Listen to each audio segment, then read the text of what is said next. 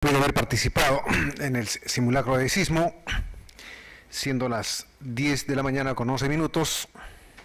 Reiniciamos esta sesión de audiencia y en esta oportunidad vamos a conceder el uso de la palabra al doctor Espinosa Goyena para que pueda exponer los fundamentos de por qué se debería revocar la resolución apelada como es su pretensión. Al Ministerio Público le vamos a pedir que tome nota de las dos intervenciones para que de manera conjunta pueda hacer la absolución de los fundamentos que se están exponiendo. De acuerdo, señor director de debates.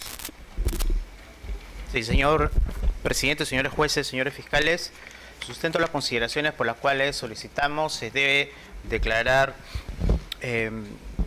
la revocatoria de la resolución de 18 de abril y en consecuencia fundada nuestra petición de tutela presentada también por la vía correspondiente. Siendo una impugnación que ataca determinados agravios específicos de la resolución que están contenidos en nuestro escrito, me voy a remitir a ellos que se resumen a 5 ideas puntuales. Primero, ya el contexto ha sido de alguna manera explicado por mi colega, así que preciso algunas cuestiones específicas de la resolución venida en grado. Impugnamos el fundamento número 5, segunda idea. Así la enumera el juez en su resolución, por cierto, oral. En esta parte, la resolución que impugnamos señala lo siguiente. Dice el juez Concepción, dice, la defensa técnica de los investigados, al momento de su intervención han señalado, citando estas normas procesales, que no existiría ninguna excepción a esta regla, de que esta regla sería absoluta. Se refiere a la regla de exclusión, que todos conocemos y que está contenida en el artículo 8º del título preliminar del Código. Entonces, según el fundamento del juez, nosotros hemos indicado, casi de manera absolutamente, digamos, dogmática, que esta es una regla absoluta, incuestionable, lo dice literalmente, que no admite excepciones. Y, por supuesto, señores jueces, que esa consideración es absolutamente errada. O sea, ese criterio del juez es falso, porque hay que decirlo como tal, es falso. Me remito, primero, al contenido escrito de nuestro recurso, donde indicamos de manera bastante clara, decimos de manera bastante clara en nuestro recurso, cómo así, en efecto, en la teoría y en la jurisprudencia sí existen excepciones a la regla de exclusión. Lo decimos literalmente. Y esto que está escrito lo explicamos en la audiencia. Y me remito a los audios de una audiencia además pública. Entonces, esa afirmación del juez, hay que decirlo en términos simples, es falsa. Lo que nosotros desarrollamos a continuación de esa premisa, o sea, de aceptar que la regla de exclusión admite excepciones, lo decimos por escrito, es analizar cada una de las excepciones. Ustedes bien saben, los fiscales también, no voy a abundar ello, en la teoría y en la jurisprudencia existen diferentes excepciones para darle valor a una prueba originariamente prohibida. Diversas, teoría de la buena fe, favorabilidad, afectación de terceros, teoría del riesgo, ponderación de intereses, etc. Nosotros mencionamos que sí existen esas excepciones, pero lo que a continuación concluimos es que ninguna de esas excepciones, que sí existen, se aplican al presente caso. Y lo decimos ¿por qué? Planteamos nuestras consideraciones, que por cierto el juez no ha respondido. Entonces, ese es un primer cuestionamiento frontal que nosotros hacemos a esta resolución. En segundo lugar, impugnamos el fundamento jurídico número 5, cuarta idea, por decir lo siguiente. Dice el juez en su resolución lo siguiente, cita al jurista español Miranda Strampes, y sobre este tema ha dicho Miranda Strampes de que de acuerdo a la evolución progresiva del derecho comparado, son más las excepciones que la regla general. Es por eso que Miranda Strampes nos ha dicho que prácticamente la institución jurídica de la prueba prohibida se encuentra en franca retirada, dice el juez Concepción Carguancho. ¿Por qué impugnamos nosotros este fundamento?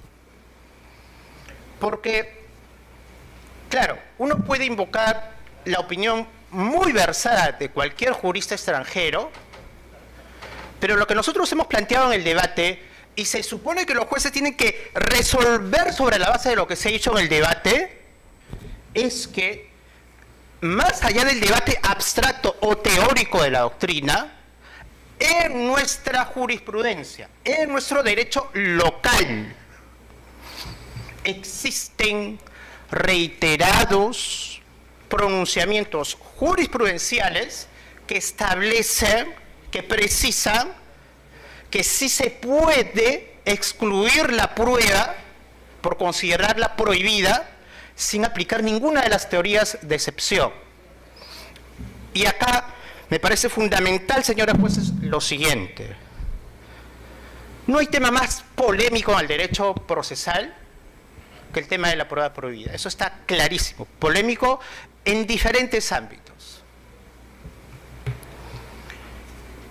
Pero, siendo polémico, lo que queda claro es que la definición de cómo se va perfilando esta regla de exclusión, si se va afirmando o si más bien va reduciendo su alcance, es una cuestión que está librada a la jurisprudencia. No hay norma alguna que regule las excepciones. En ningún país, digamos, mayoritariamente, ¿no? El derecho comparado. Mayoritariamente hablan. Entonces, si es una cuestión librada al criterio jurisdiccional y a la jurisprudencia, nosotros hemos hecho eso.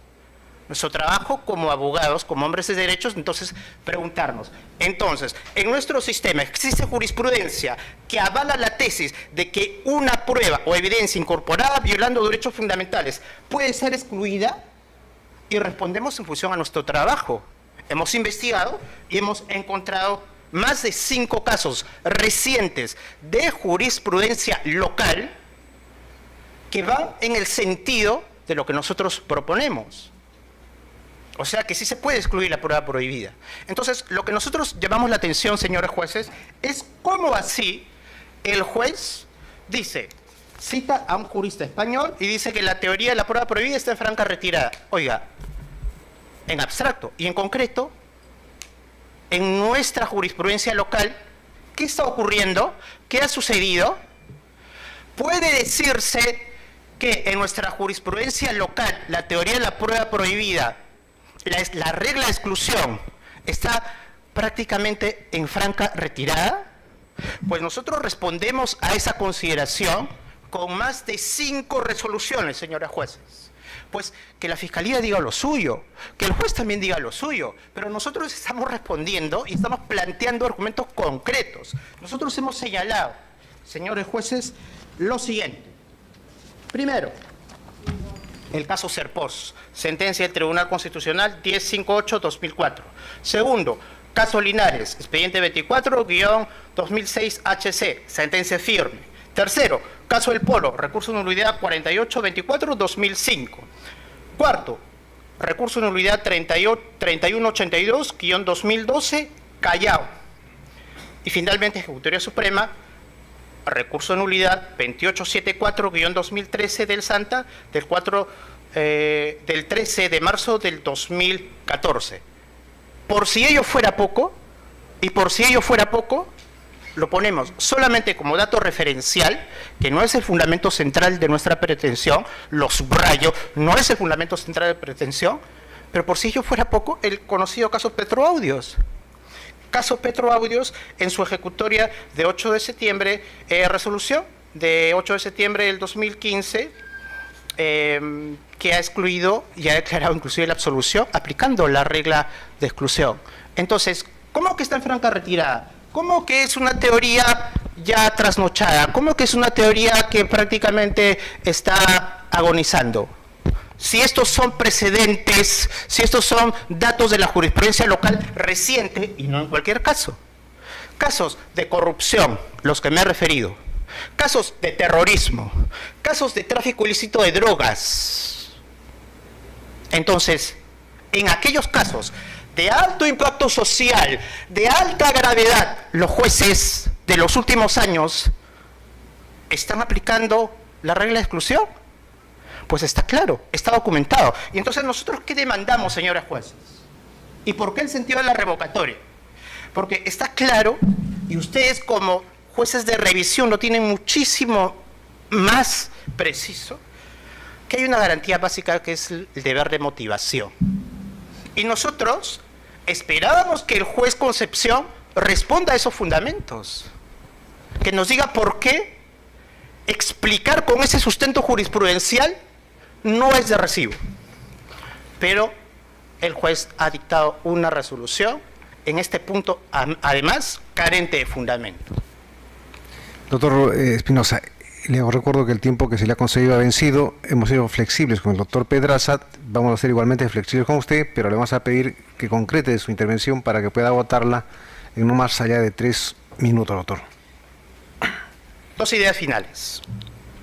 Impugnamos el fundamento número 6, primer subtema, segundo subtema y tercera idea, en la medida que dice lo siguiente, en síntesis. Dice el juez Concepción Carguancho que, en resumen, ¿no?, dice que para discutir un tema de prueba prohibida, en este caso, tiene que acreditarse primero el delito de hurto.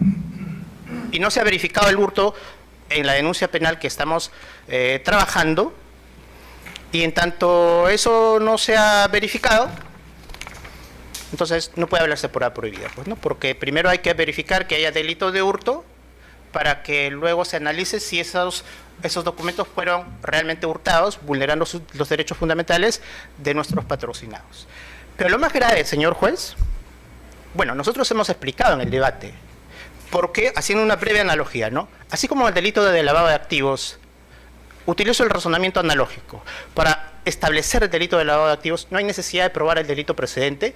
Para declarar la exclusión de prueba prohibida, tampoco se tiene que declarar penalmente la vulneración de un derecho fundamental.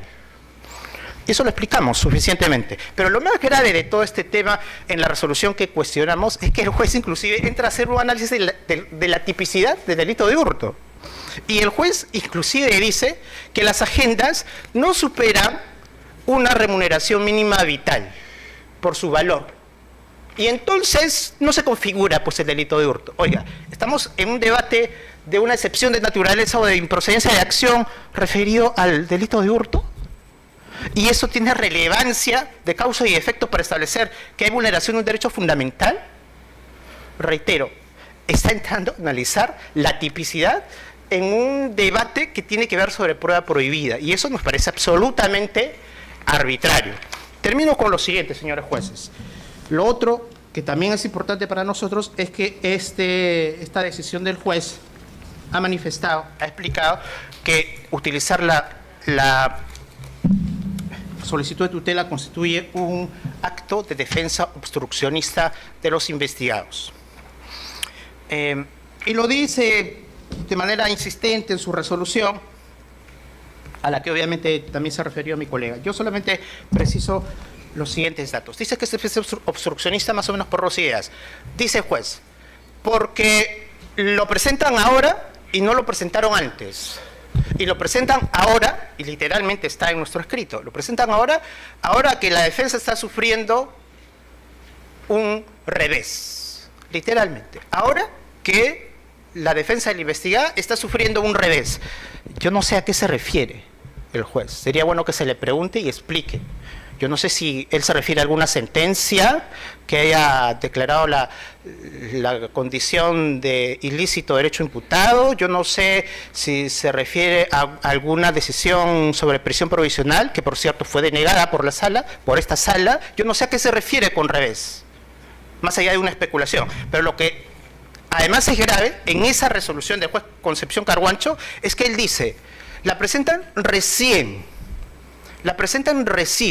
¿Cómo que recién? El acuerdo plenario número 4/2010 establece claramente, y además en 71 del código que ustedes lo conocen, saben que la tutela se puede presentar durante toda la investigación preparatoria. Esta investigación preparatoria durará 36 meses, o sea, terminará en junio del 2019. Y nosotros la acabamos de presentar al mes número 8 de la investigación. Pero más allá de un tema cuantitativo, lo que dice el juez es que la presentan recién. ¿Por qué no discutieron antes el tema? Señores jueces, por disposición número 6/2015, de fecha 23 de octubre, del 2015, ya se discutió el tema de la prueba prohibida planteada vía solicitud de nulidad ante la Fiscalía. O sea, no es que hoy día, marzo del 2017, se nos ocurre coyunturalmente activar este mecanismo. La defensa de la señora Heredia solicitó la nulidad de la providencia número 23 que incorporó a las agendas el año 2015 y mereció una disposición fiscal declarando improcedente el pedido de nulidad.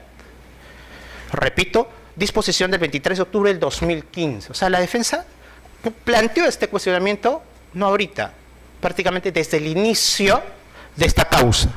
Por lo tanto, lo obstruccionista, y esto en nuestra condición de abogados es fundamental, y con esto concluyo, es aquello que no tiene fundamento, aquello precariamente sustentado, aquello que la ley impide, aquello que tiene fines dilatorios.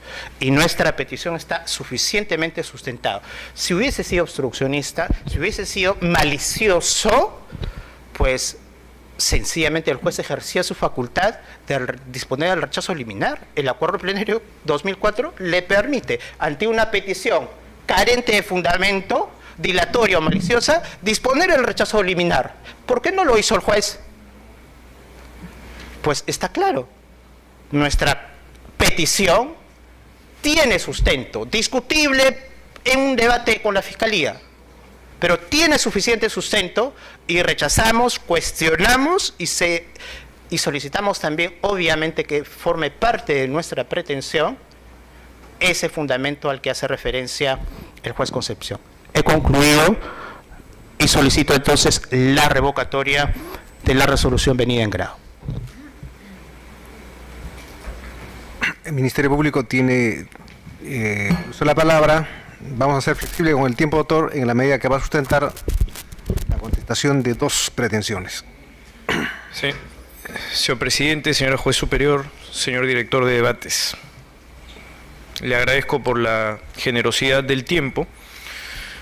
Sin embargo, vamos a tratar de ser lo más puntuales posibles respecto a los agravios que se han planteado. En la pretensión del Ministerio Público en esta sede de instancia de que la decisión del juez Concepción Carhuancho de fecha 18 de abril del 2017 sea confirmada en todos sus extremos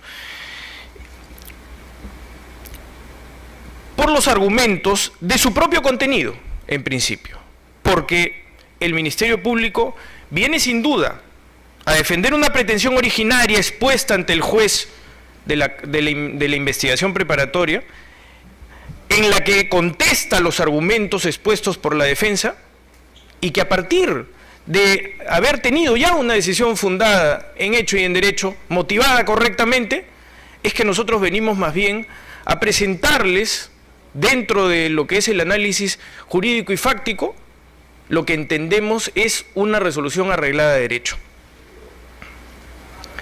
Y hemos escuchado varias consideraciones, algunas de carácter dogmático, otras de carácter fáctico, y por tanto, nuestra defensa en principio tiene que contestar lo que corresponde a los argumentos de lo que nosotros interpretamos dentro del contenido de la literalidad de la decisión del juez Carhuancho.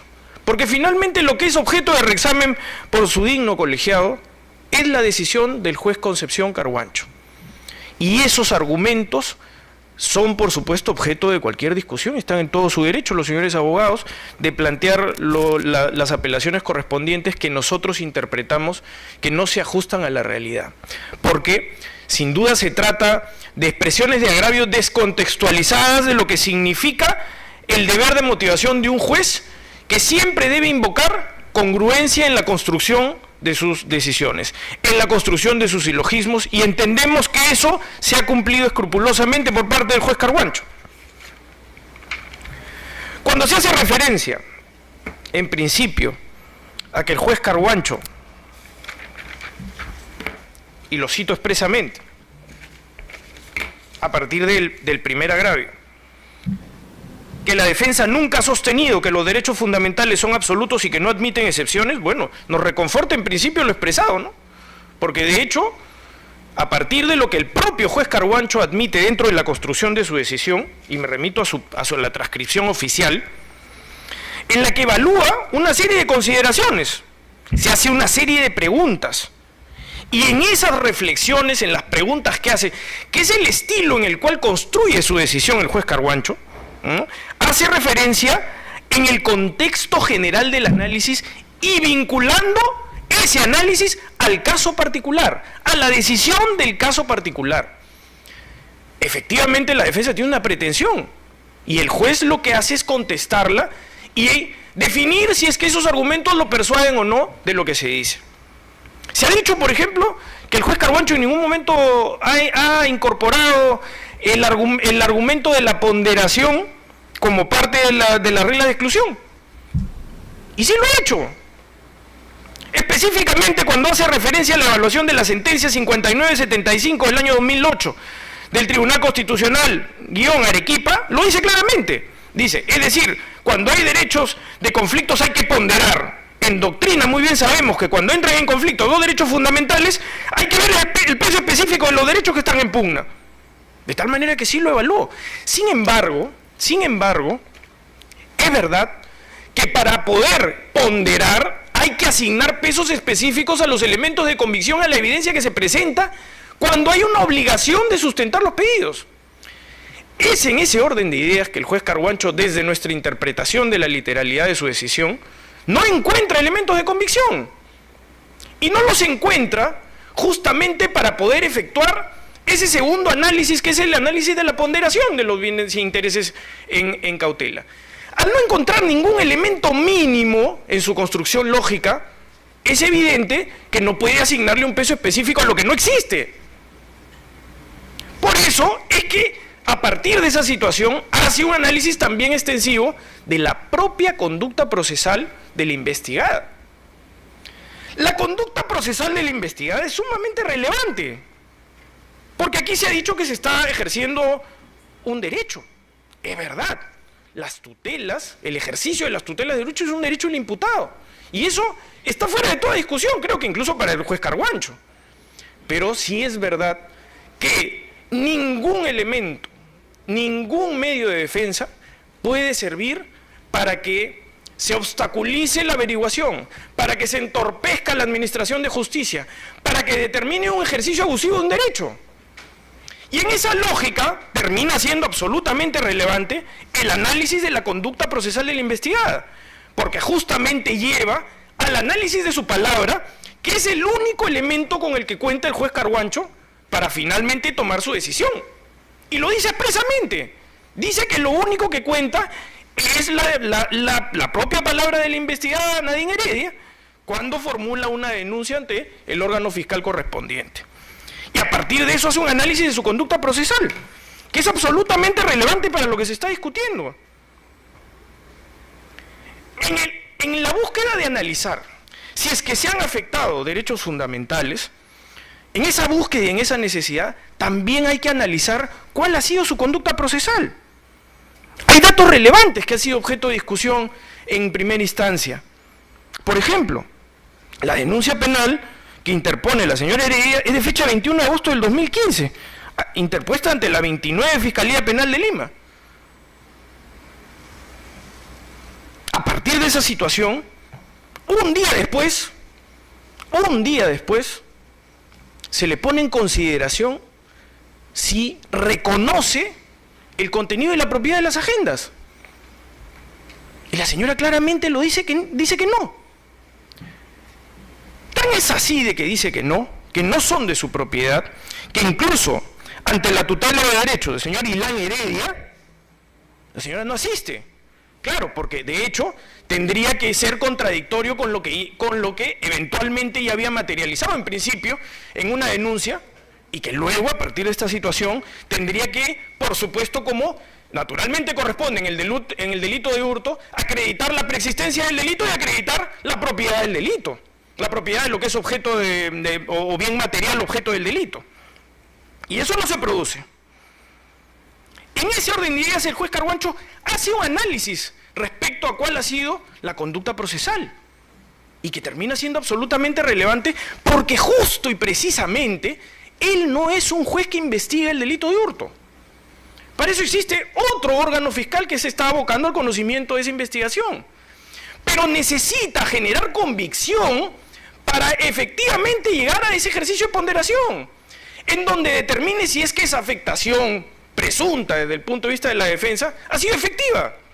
Y a partir de esa afectación generar pesos individuales en lo que corresponde a un asunto sumamente relevante en el contexto de esta decisión, que es la investigación de cómo fue financiada la campaña política del señor Ollanta Humala Tasso, presidente constitucional de la República, un hecho absolutamente notorio, relevante y de gravedad, que exige de la sociedad justamente que tengamos una averiguación de la verdad, no a cualquier precio, pero sí que tengamos una averiguación de la verdad exhaustiva, en donde el Ministerio Público actúa de buena fe con la recepción de los documentos que le son postulados. Recalco, señor presidente, señor director de debate, señor juez superior, de que el material que se pretende excluir a través de esta impugnación es un material que es presentado por la Procuraduría Pública de Lavado de Activos. Y todas las otras consideraciones que se nos han dicho respecto a la presunta afectación de que estuvieron en poder de una tercera persona, de que estuvieron en otro lugar, no ha sido objeto de discusión a partir de lo documental, que es lo indispensable y necesario como para que el juez pueda tomar una decisión. Solamente son especulaciones. Y por eso la defensa también se incomoda cuando nosotros entramos al nivel de las especulaciones. Nosotros especulamos que es perfectamente posible que las agendas hayan podido ser extraviadas por la propia señora Heredia. Y justamente las especulaciones van en orden a la ausencia de elementos de convicción que demuestren en un alto grado la afectación de los derechos individuales que se puedan haber producido. Aquí siempre se nos habla y se nos dice de que es suficiente con que aparezcan en un rival político, con que solamente puedan haber aparecido en las manos de alguien. El Ministerio Público, por supuesto, no es ajeno a esa situación, pero la necesidad de evaluar el contenido del material probatorio es absolutamente relevante con relación a la investigación tan importante y trascendente que tenemos en proceso. Las agendas, el contenido de las agendas, sirven para corroborar aspectos sumamente relevantes en la investigación. Hay una serie de anotaciones, no comunicaciones, y yo saludo que se haya aclarado por parte de la propia defensa que justamente no están ni siquiera invocando esa afectación, porque eso está claramente fuera de todo contexto. Pero las agendas, como anotaciones individuales, sirven para una serie de aspectos relevantes.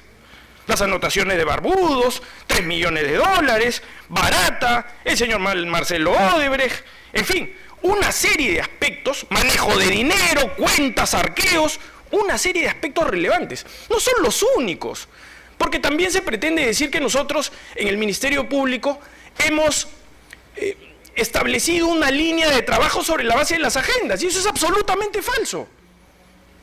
El trabajo del Ministerio Público es un trabajo de averiguación de la verdad, en donde no se niega ni la hipótesis del sostenimiento de la presunción de inocencia, ni tampoco, por supuesto, la gravedad de los graves acontecimientos que nos llevan dentro de esta situación tan penosa de tener que investigar a un expresidente de la República y a otras personas que se han relacionado justamente en lo que, desde la interpretación del Ministerio Público, genera una presunción de la comisión de un grave ilícito como es el lavado de activos.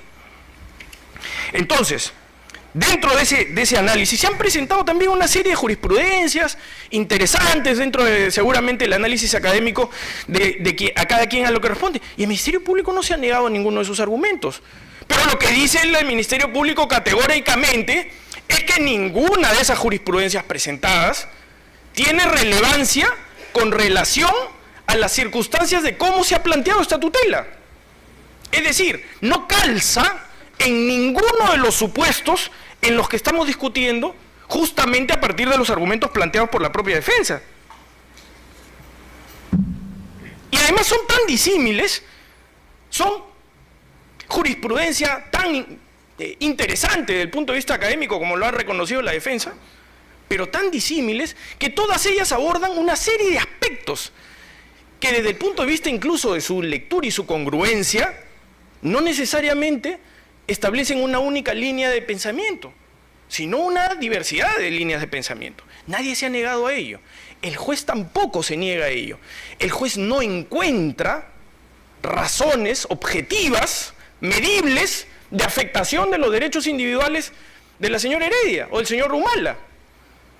No encuentra esa evidencia. Y justamente a partir de esa situación es que resulta relevante la conducta procesal desplegada. Y no es porque no existe el ejercicio de un derecho, reitero, porque eso está dentro de las facultades y de la estrategia de defensa que se hizo referencia también, ¿no? La estrategia de defensa es sumamente relevante, señores magistrados superiores, es sumamente relevante. ¿Por qué? Porque en este momento la evolución de la investigación es bastante madura y por supuesto es relevante. Es decir, cuando se remiten a la primera posibilidad de haber cuestionado las agendas que ha hecho referencia el señor abogado del año 2015, entonces, ¿por qué no insistieron? ¿Por qué no solicitaron un reexamen de esa decisión del fiscal? ¿Por qué lo hacen ahora? ¿Por qué en este momento? Y ese es un elemento relevante. Es por la madurez de la investigación. Es porque hay una serie de elementos de convicción que se han ido incorporando y que seguramente generan una profunda preocupación en la defensa. Y que claro está, estratégicamente, reitero, porque esa estrategia elige en este momento para tratar de cuestionar uno de otros elementos, uno de otros varios elementos. Pero para el Ministerio Público es absolutamente relevante contar justamente con todos los elementos que ha logrado acopiar dentro de la investigación para tener un mejor pronunciamiento, una mejor evaluación de las circunstancias y poder determinar en la madurez de todo lo que se incorpora válidamente, determinar justamente la averiguación de la verdad. Y en esa averiguación de la verdad nunca nos hemos cerrado como tutores de legalidad a ninguna posibilidad de lo que eventualmente se discute. Pero sí, por supuesto, nos oponemos a que se descontextualice lo que significa la evaluación de un juez que tiene una lógica propia, que tiene una motivación que se puede compartir o no. Eso es una cuestión totalmente diferente, pero que sí cumple con los estándares de los deberes de motivación. Nosotros estamos absolutamente en la certeza de que el juez Concepción Carguancho fundamentó, motivó correctamente su decisión, porque para construir, reitero, su conclusión lógica, necesita él que es quien decide, quien evalúa los argumentos, él necesita elementos más allá del dicho de la propia investigada. Y es ahí donde resulta relevante su conducta procesal. Es ahí donde hay que materializar y donde desde su entendimiento hay que realizar una acreditación también mínima de lo que se postula como un argumento de la tutela. Porque la tutela ¿en qué reside? Reside justamente en la sustracción de una serie de documentos. Si no tiene elementos que lo persuadan de que efectivamente estamos ante una sustracción y que especulativamente, reitero, en el mundo de la especulación, todas las posibilidades son objeto de investigación, pero no, por supuesto, en un nivel de exhaustividad como corresponde a quien tiene que definir la denuncia que la señora en determinado momento postuló, pero que postuló en ese momento, fíjense, señores jueces superiores, sin haber admitido de que las agendas eran de su propiedad en ese momento. O sea, denunció en abstracto, ¿no? O sea, cuando denuncia a la señora Heredia el 21 de agosto del 2015, no solo no reconoce al día siguiente, sino que sigue manteniendo ese argumento hasta que, por supuesto, nuevamente, el decurso de la investigación, ¿no?, el progreso, la madurez de la investigación, la determina a tomar decisiones estratégicamente procesales. Y eso es muy válido, porque los abogados están para defender a sus patrocinados. Pero nosotros estamos para decir también lo que corresponde al trámite de la investigación. Y dentro del trámite de la investigación era manifiestamente evidente que lo que sobrevenía era lo que corresponde cuando un documento de esa naturaleza es puesto a conocimiento del Ministerio Público. Y cuando además no ha sido objetado en su reconocimiento. Hay que determinar su titularidad, hay que determinar si las grafías corresponden o no a determinada persona. Claro, nuevamente, cuando la investigación esquina, conduce a, por supuesto, determinar premisas fácticas comprobadas, entonces, claro, estratégicamente, en ese momento sí se admite. Eso es conducta procesal. Y como tal, de la misma manera, no hay ninguna regla de exclusión en la tramitación de una tutela de derechos que impida al juez realizar una averiguación en términos de aproximación para tomar su decisión de convencimiento. Así que de la misma manera que se nos ha dicho acá de que la tutela de derechos puede ser postulada en cualquier estadio procesal, en el estadio procesal dentro de la investigación o dentro de la etapa intermedia, también debemos decir que no existe una regla de prohibición en la que el juez busque más bien convencerse y persuadirse de elementos objetivos que ciertamente acá no encontró. Como no los encuentra, tiene que analizar el único que tiene. ¿Y el único que tiene cuál es? Es el dicho de la investigada. Y el dicho de la investigada viene necesariamente acompañado del desarrollo de su conducta procesal. De tal manera que para el Ministerio Público resulta absolutamente lógico el análisis que realiza el juez Concepción Carhuancho. Y reitero, es a partir justamente de todas estas premisas que construye una decisión lógica. Esa decisión lógica, sin duda, afecta seguramente a los intereses de la defensa, pero, sin duda alguna, también es parte de la estructura de cómo es que ha organizado sus argumentos también el juez Concepción Carhuancho. No encuentra el juez Concepción Carhuancho una afectación, y no la encuentra, reitero, porque no viene acompañada de otros elementos, sino solamente de la especulación, solamente de las máximas de la experiencia. Pero las máximas de la experiencia son sustitutivas cuando no es posible acreditar los hechos. Aquí hay una exigencia de que justamente para que el juez pueda ponderar, uno le tiene que demostrar una afectación y tiene que decirle, señores, si era afectado de esta manera. Y eso es lo que no encuentra en el debate el juez Carhuancho, Concepción Carhuancho. Y no lo encuentra además definitivamente, no lo haya porque no tiene elementos. Y eso es perfectamente válido dentro de la construcción de sus argumentos. Cuando se produce daño, el daño tiene que ser, por supuesto, demostrable, no es especulativo. Dentro del debate, además, está claramente definido que el Ministerio Público ha respetado escrupulosamente cualquier contenido de la agenda que no tenga relevancia directa o incidencia directa con lo que corresponde a lo que es objeto de investigación. Y yo creo que la defensa no puede tampoco decir lo contrario, porque si no, habría justamente determinado de que se están afectando sus derechos de una manera o de otra, ¿no? El Ministerio Público ha sido escrupuloso en solamente hacer uso de lo que corresponde a lo que es objeto de la investigación. Y ojo, no solo ha sido el Ministerio Público, porque esos argumentos postulados en su oportunidad como elementos de convicción han servido también para que los órganos jurisdiccionales, los órganos de administración de justicia, también hayan, por supuesto, evaluado ese contenido para tomar sus propias decisiones, incluido este digno colegiado. Esta digna sala superior también ha evaluado el contenido de las agendas. Y lo ha evaluado porque justamente es relevante con relación a la investigación. De otro modo no lo habría hecho. De otro modo no habría sido considerado como un elemento gravitante, un elemento en el que resulta importante y trascendente también para la toma de decisiones de los señores jueces de todo nivel. Señor juez de primera instancia, señor juez superior.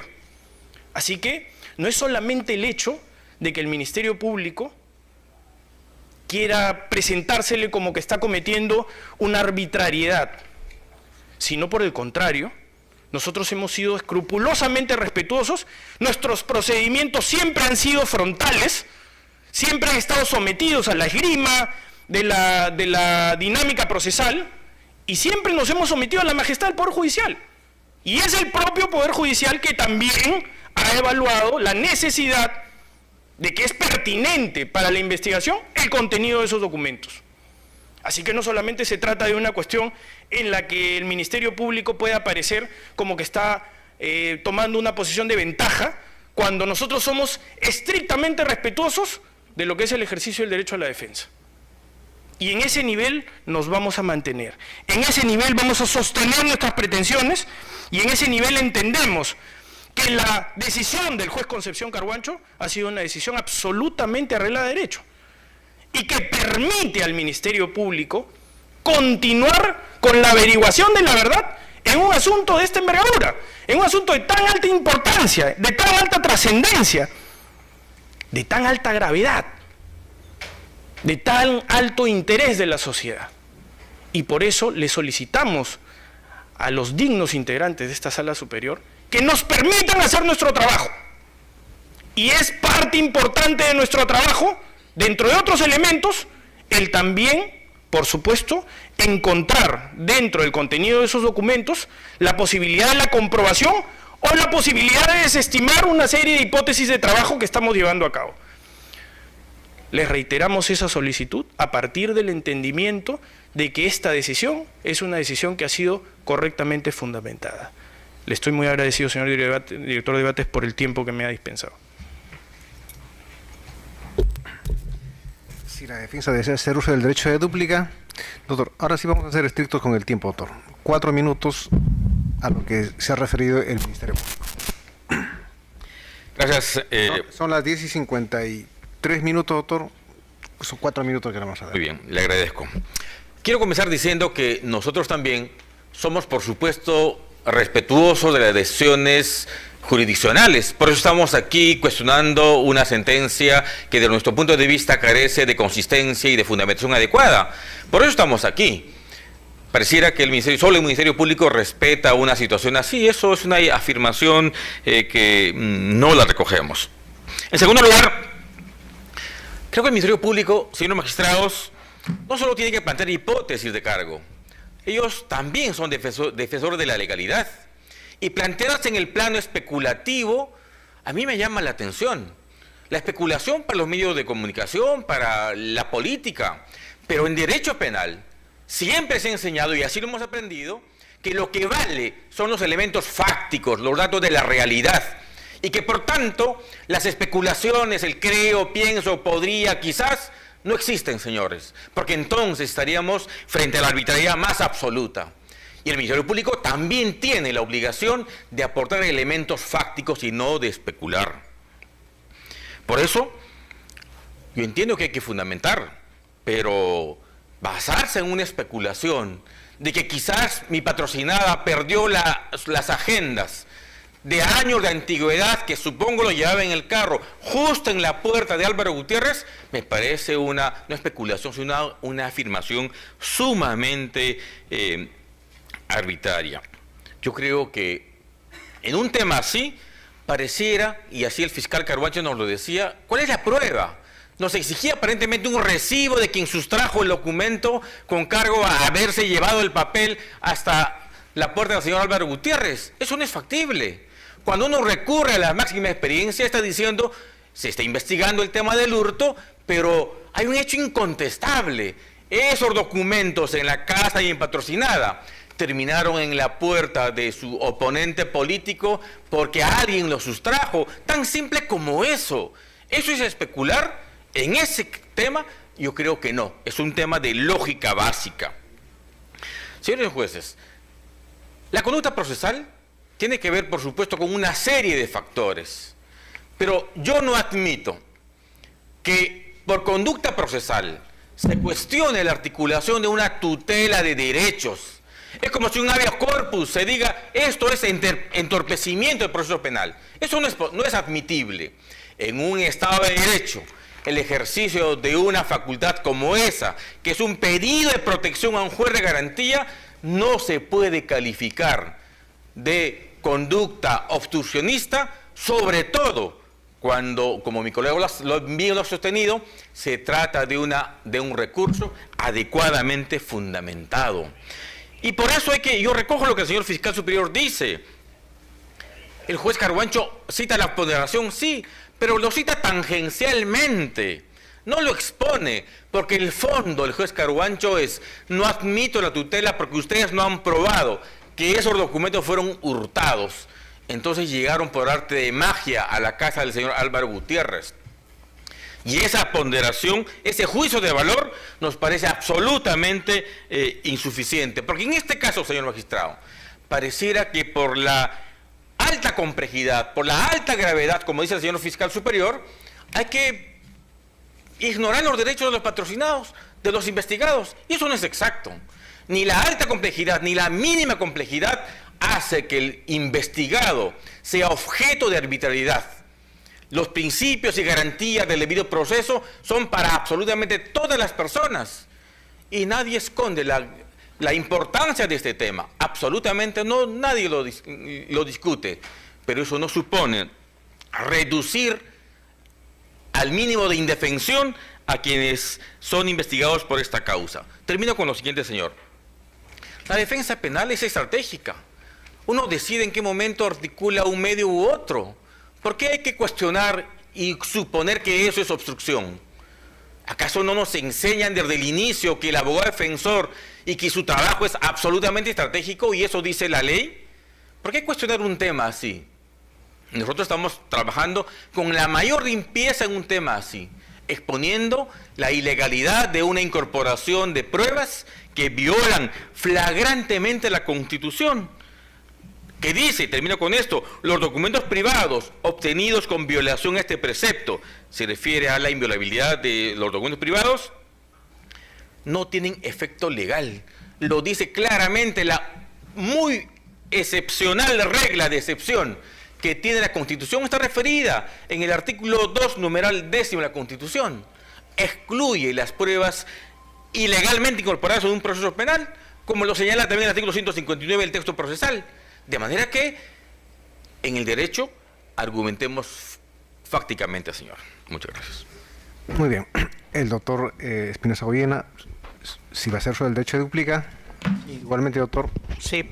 4 minutos, le pedimos que sea puntual en el tiempo. Muy puntual. Primero que, entre otras cosas, hemos explicado cómo nosotros hemos invocado jurisprudencia que el juez ni siquiera la ha revisado, ni la ha merecido, ¿no?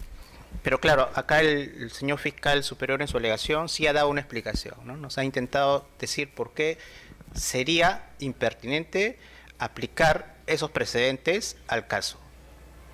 Me parece bien que lo diga el señor fiscal. La pregunta, ¿algo ha dicho el señor juez sobre esto? Pues está claro que no lo ha dicho. O sea, el fiscal está haciendo de alguna manera la labor de argumentación a la resolución del juez de primera instancia, pero no lo ha dicho. Ahí está un defecto concreto de motivación, entre otros, que nosotros estamos cuestionando. En segundo lugar, yo pregunté en la audiencia de primera instancia algo muy simple. ¿Puede la Fiscalía desarrollar su investigación sin anclar su trabajo en las agendas? Me remito al audio, el fiscal dijo, sí podemos. Lo repito. Me remito al audio, el fiscal dijo, sí podemos, pero hay un derecho a la verdad que hay que proteger también, dijo, ¿no? Está el audio. ¿Por qué digo esto?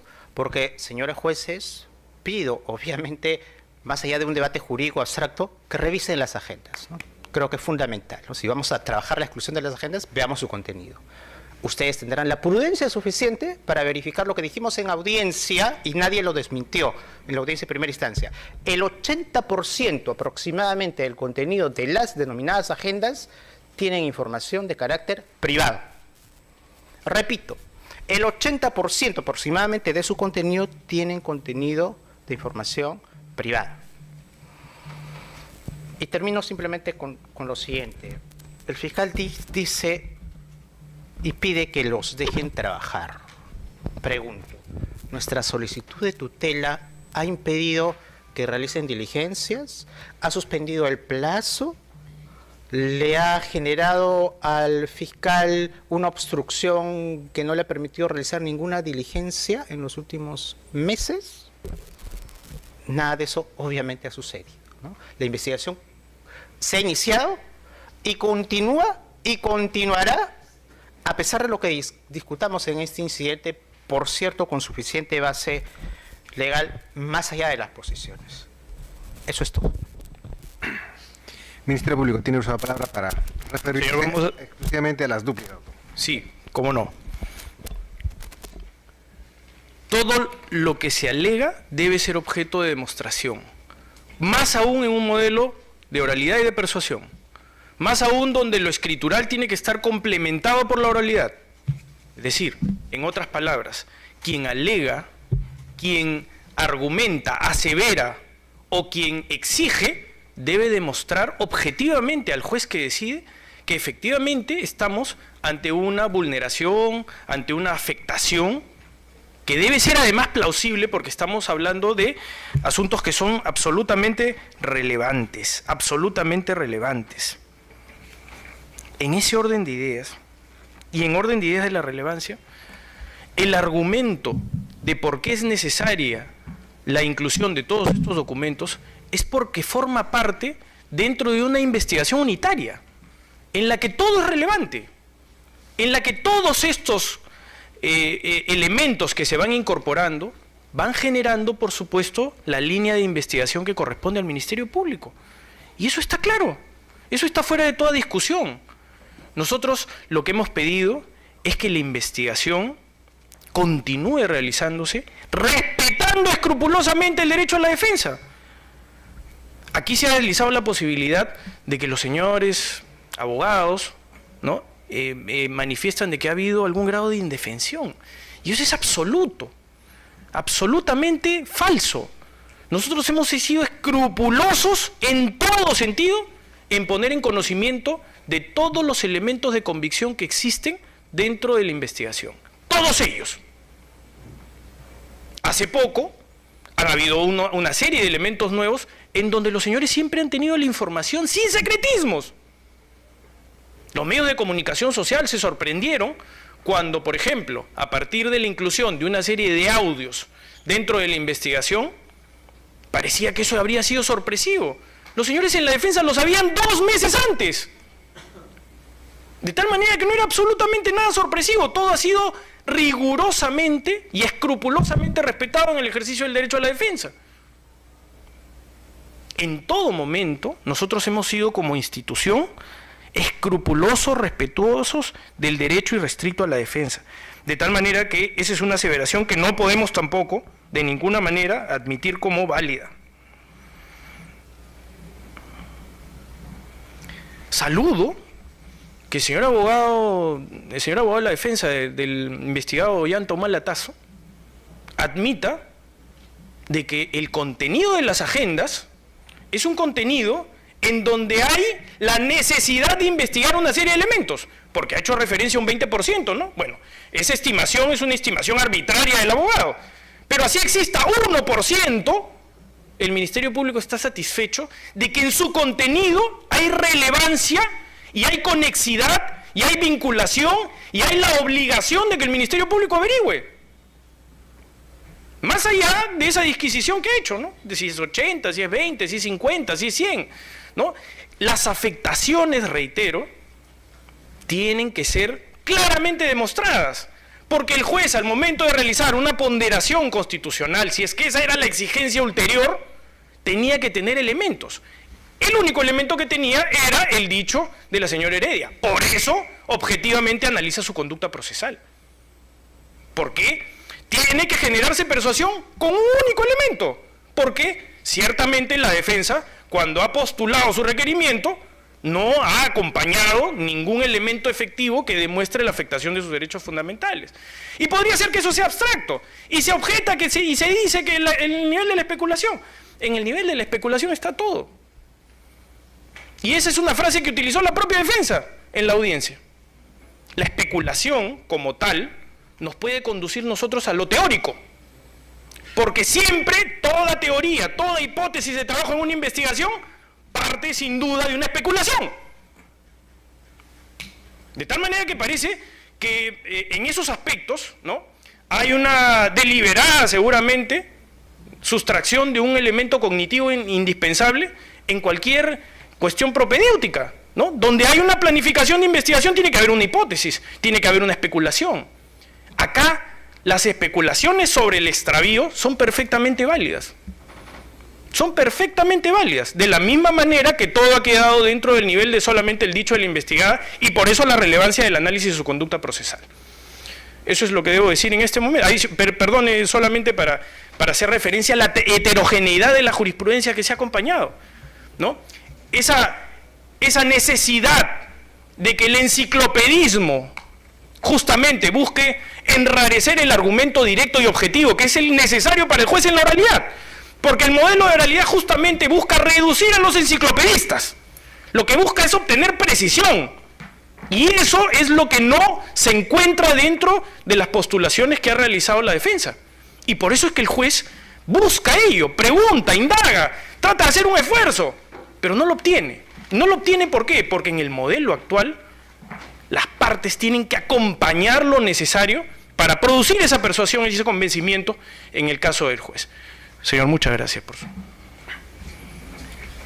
Si los señores jueces desean hacer preguntas.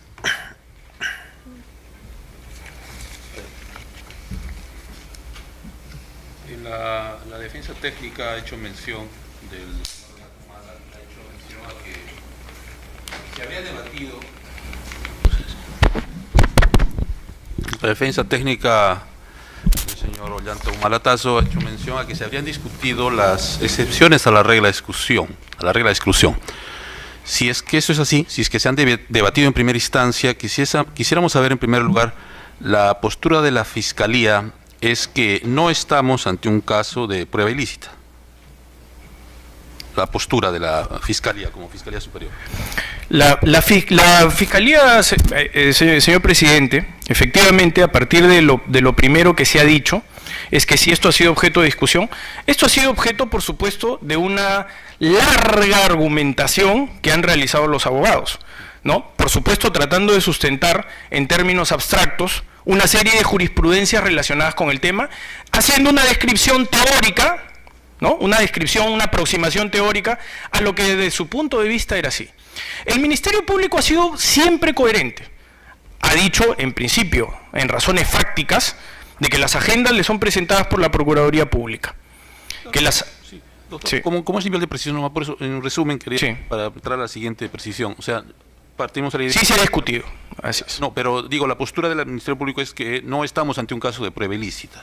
¿Entiendes? Sí, así es, señor presidente. Y en todo caso, en ese supuesto, si entramos a esa discusión doctrinaria, ¿la Fiscalía tiene o postula alguna excepción para que no se excluya o tampoco ha hecho ese juicio? Sí, por supuesto. Sí. Justamente el propio juez Carhuancho lo teoriza, señor presidente, cuando hace referencia a la ponderación de intereses.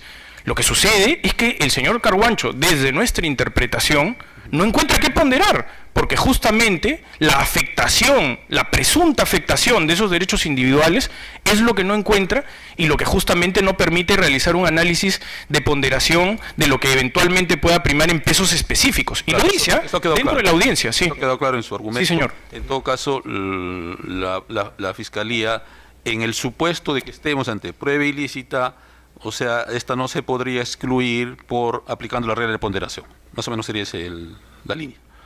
Si el Ministerio Público ha sustentado también la teoría del riesgo como una pretensión contrapuesta a lo que sustentaban los abogados en ese momento. Teoría de la ponderación, sí. Teoría del riesgo. Así es, señor presidente. Muy bien. Simplemente esas precisiones. Complementando, riesgo por la defensa, riesgo por qué.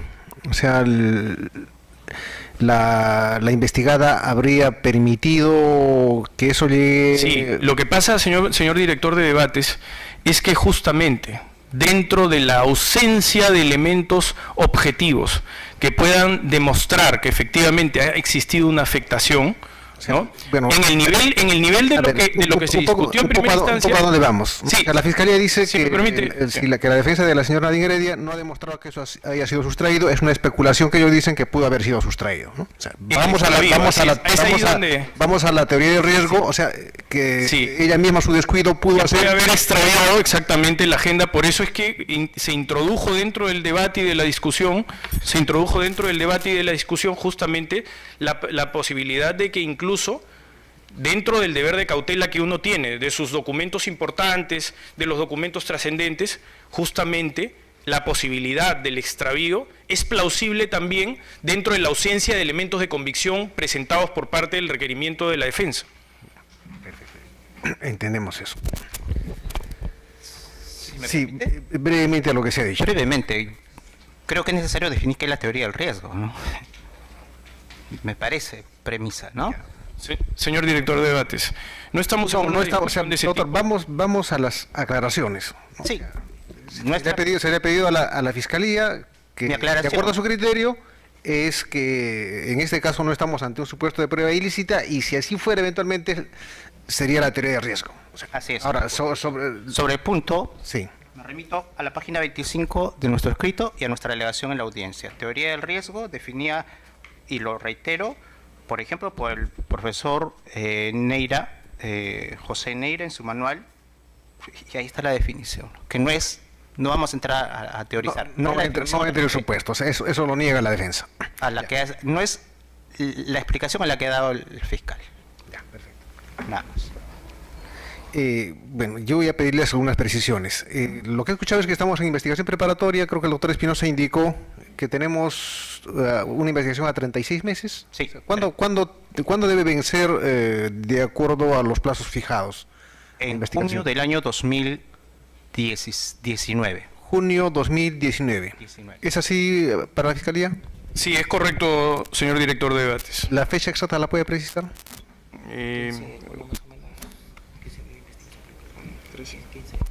Aproximadamente en el mes de junio, señor director de debates. La fecha, atendiendo al cálculo de los días que puede variar en términos calendarios, aproximadamente en la quincena de junio. Entonces estamos en investigación preparatoria y como su propio nombre lo indica, la investigación preparatoria es una preparación del juicio y las pruebas se presentan para el juzgamiento, ¿no? Se entiende en la etapa intermedia. En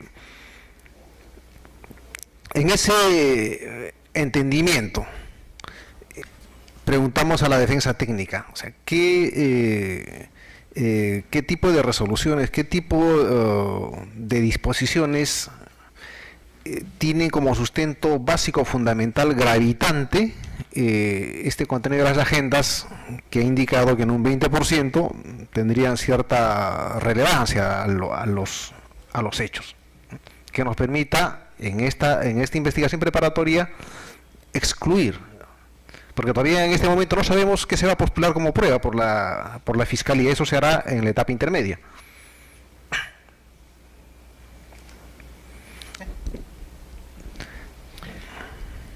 En lo que va de la investigación, señor, se ha incorporado contenido de las agendas, por ejemplo, en la declaración de mi patrocinada el 22 de septiembre del 2015. No, doctor, vayamos a ver, o sea, habíamos dicho de que los medios de prueba se postulan en la etapa intermedia y para el juicio. Allí vamos a ver si esto va a ser utilizado por la Fiscalía o no será utilizado. Allí decidirán de acuerdo a su estrategia de defensa. Mientras tanto, en investigación preparatoria, o sea, para tener cierto fundamento y poder pronunciarnos por excluir estas agendas, tendríamos que saber qué resoluciones o qué actos de investigación relevantes tengan como base precisamente estas agendas. Yo le pido precisión sobre esos aspectos. Ok, ¿se ha incorporado la totalidad de los documentos para ser valorados en su oportunidad mediante la providencia número 23 del año 2015? Y fragmentadamente, información parcial de esa información se ha ido utilizando en las preguntas que se han formulado en la declaración de mi patrocinada y de otros testigos. En el caso de mi patrocinada, reitero, en su declaración del 22 de septiembre del 11 de diciembre. En el caso de otro testigo, David Quintana Ortiz, la pregunta 10 se pregunta puntualmente sobre el contenido de la agenda. La declaración de Álvaro Gutiérrez Cueva, su declaración del 1 de febrero del año 2016, la de Verónica Mendoza el 8 de noviembre del 2016, preguntas 29 y 30, entre otras referencias, es decir, si hay información y uso de ese contenido. Ya. Doctor Espinosa. Complemento. Si la pregunta es, ¿han sido utilizadas las agendas o su información para alguna decisión judicial o fiscal? La respuesta está en la página 4 de nuestro escrito de tutela. Primero, disposición fiscal número 3 del 24 de septiembre del 2015. Allí está. Y citamos la parte pertinentes que incorporan los datos para una decisión fiscal. Resoluciones judiciales, número 4 del 16 de junio del 2016, que resuelve el requerimiento de comparecencia con restricciones e impedimento de salida de los investigados. Además, resolución judicial número 2 del 11 de noviembre del 2016, que resuelve el requerimiento de comparecencia de mi patrocinado, el señor Ollanta Humala-Tazo. Esas decisiones, fiscal y judicial, las incorporan, las valoran y las utilizan, entre otros, como sustento de sus decisiones. Ya. Esas disposiciones y resoluciones están incorporadas en este cuaderno. En el cuaderno, nosotros las citamos, las mencionamos, forman parte de la carpeta principal, por cierto. Están en la carpeta principal correspondiente, ¿no? En su caso, estando a las posiciones esgrimidas por las partes, este colegiado va a solicitar al Ministerio Público que las disposiciones aludidas por la defensa, tanto las disposiciones fiscales como las resoluciones judiciales sí las tenemos por el sistema nosotros, pero las disposiciones que obren en el despacho fiscal, así como las actuaciones procesales aludidas por la defensa, tengan que ser remitidas para que este colegiado pueda tomarlas en cuenta al momento de resolver. Sobre lo último dicho, si la Fiscalía quiere indicar algo. Sí, señor director de debates, por supuesto. De la respuesta lo que se demuestra categóricamente es que el contenido de esos documentos es relevante para la investigación. Justamente la citación de una serie de diligencias actuadas, de una serie de elementos incorporados dentro de la investigación, demuestra categóricamente de que el contenido de las agendas, el contenido de los documentos que se pretende excluir, son relevantes y pertinentes para la investigación.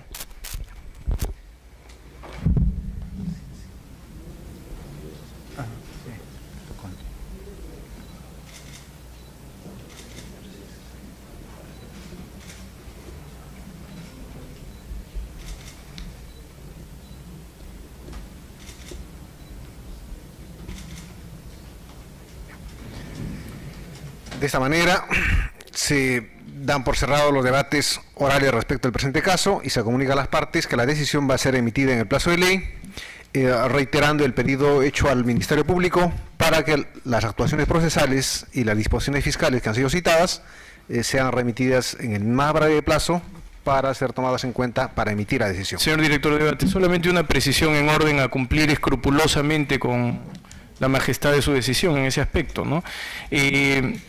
Tendríamos que hacerlo a partir del audio, o va a haber algún requerimiento pormenorizado, escrito de lo que se necesita para poder decidir y no perder, es decir, para el mejor resolver de su digno colegiado, ¿no? Lo que queremos es contribuir específicamente a lo que es necesario, ¿no? Sí, se ha indicado por la defensa que las actuaciones judiciales y disposiciones fiscales están precisadas en su escrito, en el que se habría utilizado, ha indicado el punto.